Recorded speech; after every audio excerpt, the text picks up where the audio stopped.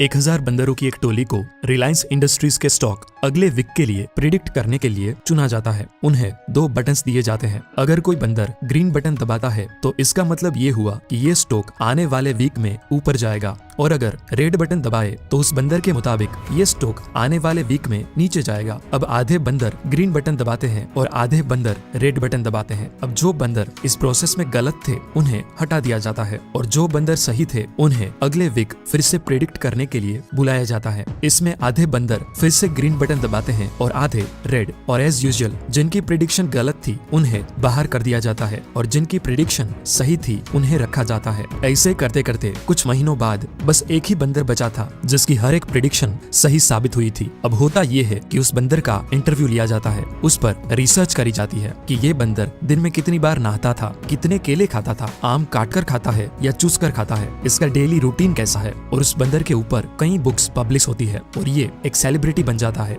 अब यहाँ आपको भी पता है कि वो बंदर मार्केट का कोई एक्सपर्ट नहीं था, लेकिन उसने ऐसी प्रेडिक्शंस करी जो कोई एक्सपर्ट भी नहीं कर पाता। अगर आप सिर्फ आउटकम को देखें तो ये बंदर एक जीनियस बंदर है जिसको किसी भी फाइनेंशियल एक्सपर्ट से ज्यादा नॉलेज है। लेकिन आप गहराई में जाकर देखें तो पता चलेगा कि उस बंदर को स्टॉक मार्केट का एस भी नहीं पता था। उस बंदर का यहाँ तक पहुँचना सिर्फ एक कोइंसिडेंस था। तो सिर्फ आउटकम को देख बिना प्रोसेस को जाने किसी भी पर्सन की एबिलिटी को अंडर एस्टिमेट या ओवर एस्टिमेट करने को ही आउटकम बायस कहते हैं। आउटकम बायस में आप लोगों को बस उनके आउटकम से जज करते हो, ना कि उन्होंने लिए डिसीजन से। मान लीजिए 4 दोस्तों को रशियन रूलेट खेलने को बोला जाता है और सभी को 1-1 करोड़ रुपए दिए जाएंगे। जो जिंदा रहा वो लग्जरियस लाइफ जिएगा। टीवी पर उनके इंटरव्यूज होंगे और चारों तरफ उसकी रिस्क टेकिंग एबिलिटी की चर्चा होगी। उनको स्पीच देने के लिए बुलाया जाएगा और लोग उसे रोल मॉडल के रूप में देखेंगे कि हाँ, डर के आगे जीत है। लेकिन अगर कोई मर जाता तो लोग कहते गवार था बे, क्या इतना बुद्धू है कि 1 करोड़ के लिए जान गवा दी। यही है आउटकम बायस, कि लोग आपके